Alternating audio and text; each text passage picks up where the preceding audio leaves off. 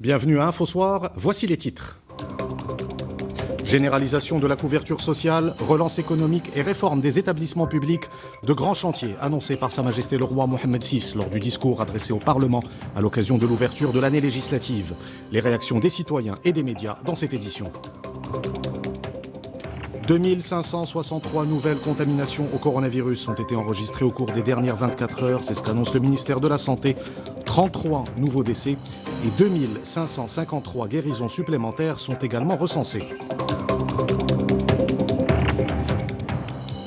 C'est l'un des secteurs les plus touchés par les effets de la crise sanitaire. Le tourisme tente aujourd'hui de se relancer. L'aéroport de Marrakech-Menara a accueilli ce week-end un premier groupe de touristes français depuis le déclenchement de la crise sanitaire. À la fin de ce journal, vous découvrirez une exposition singulière. La Marocaine Amal Atrache et la Chinoise Yiling présentent leurs œuvres à Tanger. Un regard croisé exprimé à travers des aquarelles et l'encre de Chine. Madame, Monsieur, bonsoir. La généralisation de la couverture sociale, la relance économique et la réforme des établissements publics, autant de grands chantiers annoncés par Sa Majesté le Roi Mohammed VI. Des objectifs exprimés lors du discours adressé au Parlement par le souverain lors de l'ouverture de l'année législative.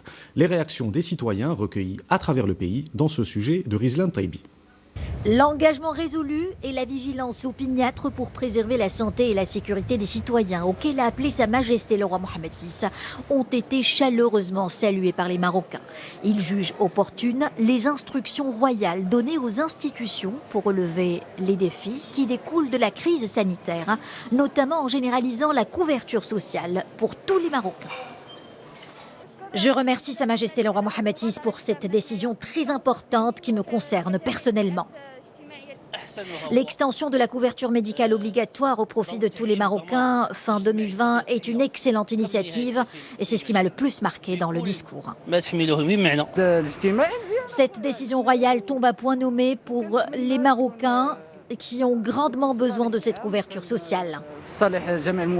Ce qui a aussi attiré l'attention des citoyens, c'est l'importance accordée par le souverain au soutien des secteurs productifs à travers un plan de relance économique reposant sur le fonds d'investissement stratégique Mohammed VI pour l'investissement ainsi qu'à l'agriculture et au développement rural.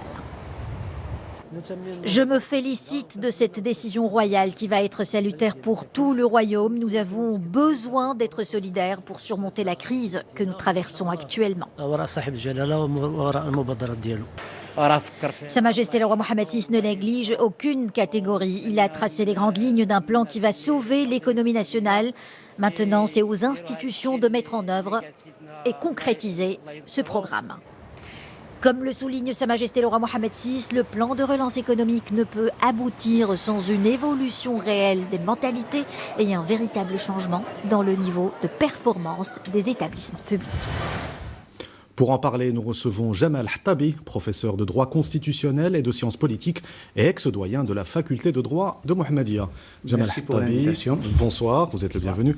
Le souverain a rappelé l'importance des principes de bonne gouvernance et le rôle que doivent jouer les établissements publics. Quelle est la portée symbolique du discours royal ? Vous avez dit, en fait, vous avez bien fait de dire rappeler.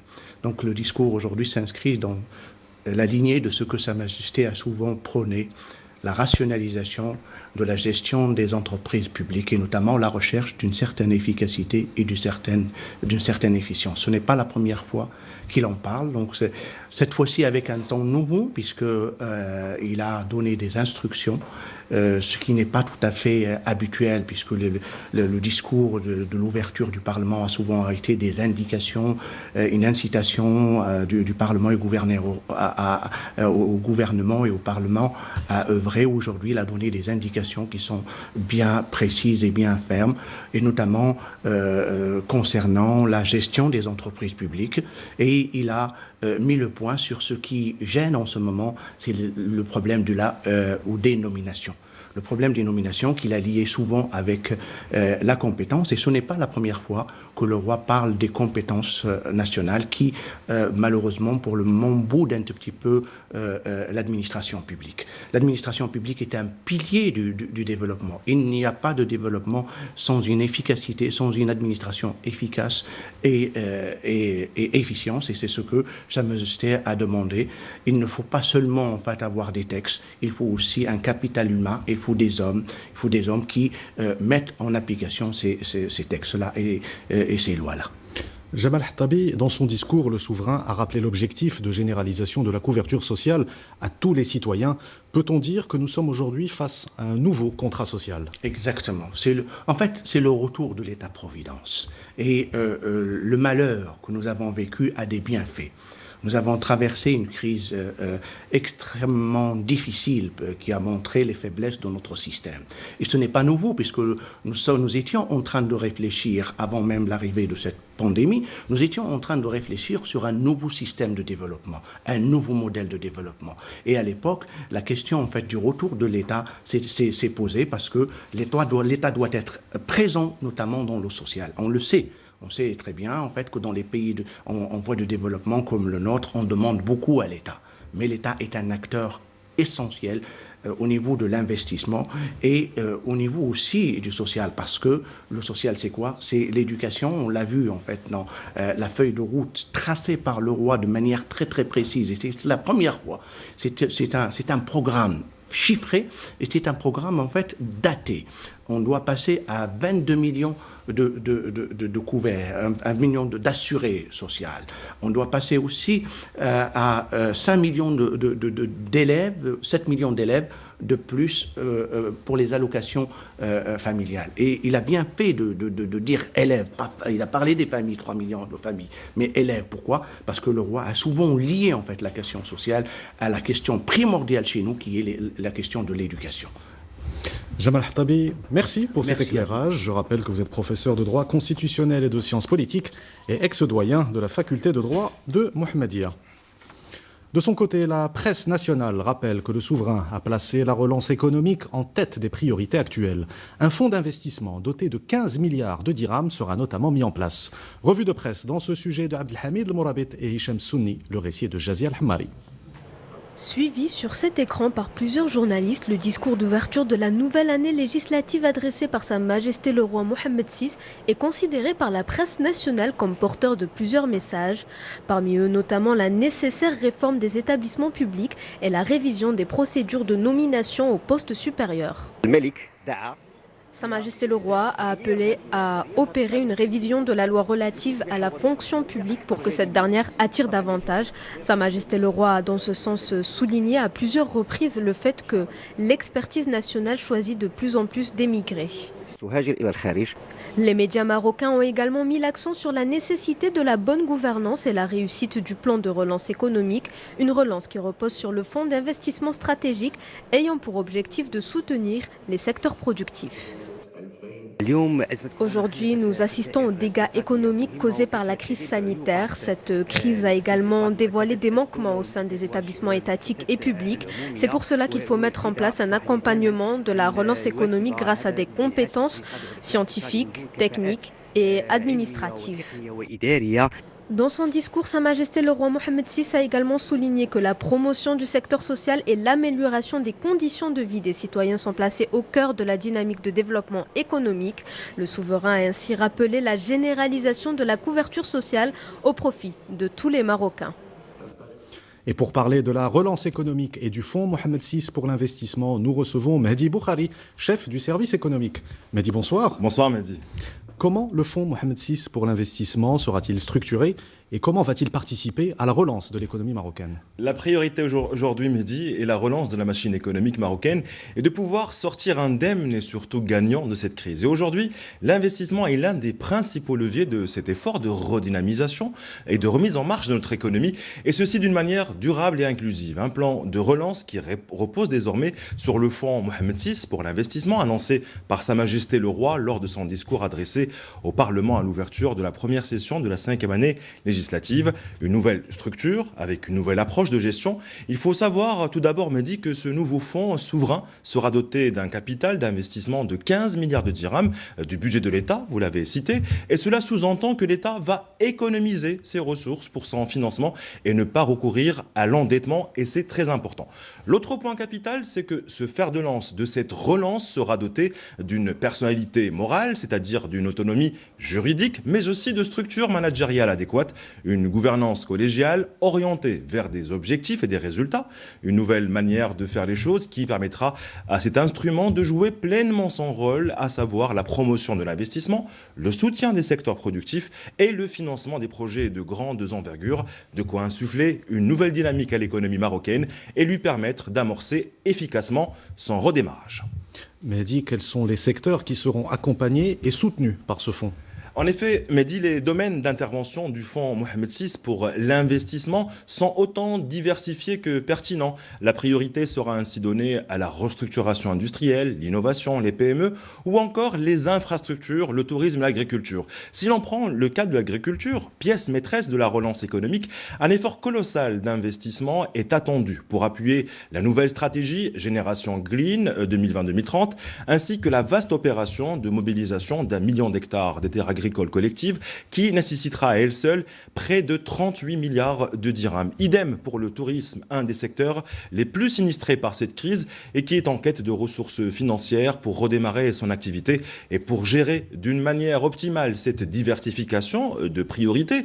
Selon les domaines jugés prioritaires, à chaque étape, le fonds s'appuiera dans ses interventions sur des fonds sectoriels spécialisés qui lui sont rattachés, un seul pôle d'investissement au final pour financer les grands projets de relance, ce qui permettra de réaliser à la fois des économies d'échelle, mais aussi d'éviter toute perte de rendement. On comprend donc, Mehdi, que le fonds Mohamed VI pour l'investissement a été créé pour donner un coup d'accélérateur à la croissance économique, pour repartir sur des bases solides, mais aussi pour consolider les capitaux de nos entreprises afin de créer de la valeur et générer des emplois.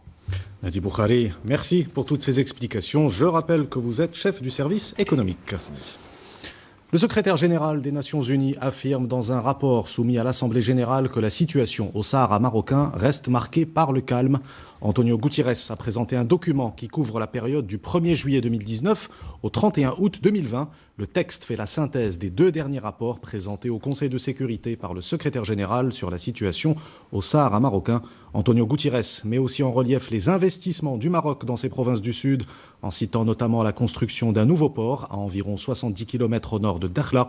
Le secrétaire général de l'ONU souligne que ces investissements se développent et se renforcent. Direction le Mali, qui reçoit le président du Ghana, Nana Akufo-Addo, qui préside actuellement la communauté des États d'Afrique de l'Ouest. Cette visite intervient 5 jours après la levée des sanctions de la CEDEAO. Ces sanctions avaient été imposées au Mali le 20 août dernier suite à la prise de pouvoir des militaires. Elles ont été levées après la nomination d'un gouvernement de transition le 5 octobre dernier. À présent, la situation du coronavirus dans le monde, plus de 37 millions de personnes ont été contaminées depuis l'apparition du virus. Le Covid-19 a fait plus d'1 million de morts à travers le globe. Les États-Unis restent le pays le plus touché, avec plus de 7 700 000 contaminations. Vient ensuite l'Inde, avec 7 millions de cas confirmés depuis le début de la pandémie. Et au Maroc, 2563 nouvelles contaminations au coronavirus ont été enregistrées au cours des dernières 24 heures. Dans son bilan quotidien, le ministère de la Santé annonce également 33 nouveaux décès et 2553 guérisons supplémentaires. Plus de détails avec Mamadou Diaye. Le nombre de nouvelles contaminations au Covid-19 repasse sous la barre des 3000 dans le royaume. En 24 heures, le pays a recensé 2563 nouveaux cas de Covid-19, synonyme d'une circulation toujours active du virus au sein de la population. 33 décès ont été enregistrés dans ce même intervalle de 24 heures, soit un taux de létalité de 1,71%. Casablanca Setat est toujours en tête des régions les plus touchées par la propagation du virus, avec 1173 nouvelles infections. Ces nouveaux chiffres portent à 152 404 le nombre de cas diagnostiqués positifs au Covid-19 depuis le début de la pandémie. Au cours de ces dernières 24 heures, 2553 malades ont été déclarés guéris, Toutefois, les 22 392 cas toujours actifs témoignent de l'intérêt de redoubler d'efforts face au respect des mesures sanitaires. Parmi les secteurs les plus touchés par les effets de la crise sanitaire figure le tourisme, avec 18 milliards de dirhams de pertes au cours des 7 premiers mois de l'année. Le secteur tente aujourd'hui de se relancer. L'aéroport de Marrakech-Menara a accueilli ce week-end un premier groupe de touristes français depuis le déclenchement de la crise sanitaire. Reportage d'Hassan Houban et Adil Bouskri, le récit est de Mamadou Diaye. C'est un atterrissage pas tout à fait ordinaire sur le tarmac de l'aéroport de Marrakech. Il porte un espoir, celui de voir redécoller un secteur du tourisme largement impacté par la pandémie de Covid-19. Et pour ce premier groupe de vacanciers, l'enthousiasme est au rendez-vous. C'est le premier jour d'ouverture aux touristes. Je suis prête, je viens découvrir Marrakech et je suis ravie. Retrouver un peu le soleil. Voilà, à Paris, il fait un petit peu froid en ce moment et puis surtout quitter un peu ce climat anxiogène à Paris avec le Covid. Retrouver un petit peu des vacances apaisées au Maroc, se reposer pendant une semaine au bord de la piscine. C'est très bien organisé à l'arrivée. C'est une journée très importante pour nous. C'est un accueil symbolique pour le premier groupe de touristes. Une occasion de montrer au monde que le Maroc est bien prêt pour accueillir de nouveau des touristes dans les meilleures conditions sanitaires surtout. L'accueil de ce premier groupe constitué de 160 touristes français retient l'attention des opérateurs du secteur. Concilier divertissement, découverte et sécurité sanitaire, un défi que ces professionnels entendent bien relever.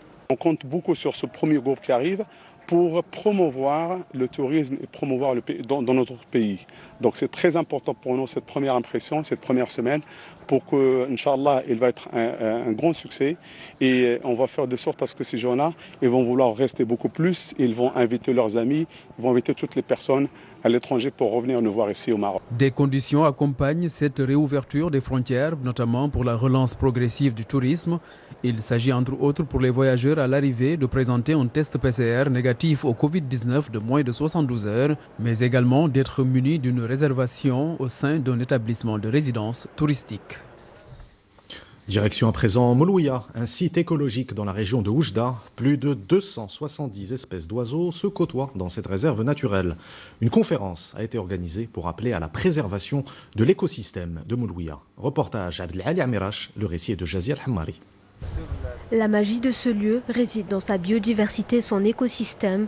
L'embouchure de Melouia est un site écologique et biologique où les oiseaux migrateurs trouvent refuge. Cet endroit est inscrit sur la liste d'importance internationale de la Convention Ramsar depuis 2005. C'est un site exceptionnel qui s'étend sur une superficie de plus de 3000 hectares. Il dispose d'une biodiversité importante et d'une richesse naturelle, ce qui attire les oiseaux migrateurs en masse. Malheureusement, ces espèces sont en voie de disparition et il faut les préserver. Flamand rose, canard colvert, crabier chevelu ou encore échasse blanche, autant d'espèces d'oiseaux qui choisissent cette réserve naturelle. Ils trouvent dans cette zone humide au climat tempéré une terre idéale pour faire escale. Plus de 270 espèces sont ainsi recensées. Certaines arrivent d'Europe, d'autres d'Afrique. Ce site revêt une importance mondiale pour les oiseaux migrateurs. Si cet endroit venait à subir une pénurie d'eau ou la biodiversité à être impactée, ces oiseaux ne pourront plus se reproduire et seront menacés. Ce site d'intérêt biologique et écologique a récemment été au cœur d'une conférence consacrée à la protection de l'embouchure de Melouia et sa diversité biologique à travers la démocratie participative. Une rencontre lors de laquelle les participants ont tiré la sonnette d'alarme quant à la préservation de cette réserve paradisiaque pour les oiseaux. Un mot de sport avec le championnat national de football. Les matchs de la dernière journée se déroulent en ce moment même. Les 3 premiers du classement, le Raja, le Wydad et la Renaissance sportive de Berkane, affrontent respectivement l'équipe des Phares, le FUS de Rabat et l'Olympique de Safi. On connaîtra donc ce soir le vainqueur du championnat. Le suspense aura duré cette année jusqu'à la dernière journée. Pour clore ce journal, je vous propose de découvrir une exposition singulière. La comédienne marocaine Amal Atrache et l'artiste chinoise Yi Ling présentent leurs œuvres picturales à Tanger. Un regard croisé exprimé à travers des aquarelles et l'encre de Chine. Reportage Farid Reitou, le récit est de Rizlan Taibi. Ces tableaux sont le fruit de 7 mois de confinement. Amal Atrache s'est retrouvée recluse avec son amie venue de Chine, Yi Ling. dans le petit village de Mediouna. Les deux femmes ont pu profiter de cette suspension de temps pour lâcher les brides à leur élan artistique. Une histoire assez magique qui s'est passée entre moi et Yiling, vu qu'elle a été bloquée au Maroc juste après que son avion ait atterri à Tanger. Donc elle s'est retrouvée coincée voilà, pendant les 6 mois qu'elle a été confinée avec moi, j'en ai essayé de travailler. Dans les toiles, il y a une prépondérance du blanc et du noir, car c'est une tradition chinoise. Ces deux pigments ont toujours été utilisés par les Chinois. You will find always black and white. Il ne s'agit pas là d'un changement de voix pour l'actrice. Amal Atrache a toujours eu un penchant pour l'art contemporain. Ses œuvres ont même été encensées par les critiques d'art. Moi, je le trouve très intéressant. Et aussi, ce travail, c'est un travail qui fait interférer le monde chinois avec le monde marocain. C'est un travail interrelationnel entre les deux cultures dans le sens artistique du terme. Voilà. C'est à Tanger où il a élu domicile depuis quelques années que Amal Atrache a choisi d'exposer ses œuvres réalisées à 4 mains. Avant de nous quitter, je vous rappelle l'une des principales informations de cette édition. 2563 nouvelles contaminations au coronavirus ont été enregistrées au cours des dernières 24 heures. C'est ce qu'annonce le ministère de la Santé dans son bilan quotidien. 33 nouveaux décès et 2553 guérisons supplémentaires sont également recensées. C'est la fin de cette édition. Vous retrouvez tout à l'heure Hossein Ouzig pour Al-Massaïa et demain Ihsan Benbel pour Infosoir. Excellente soirée sur 2M.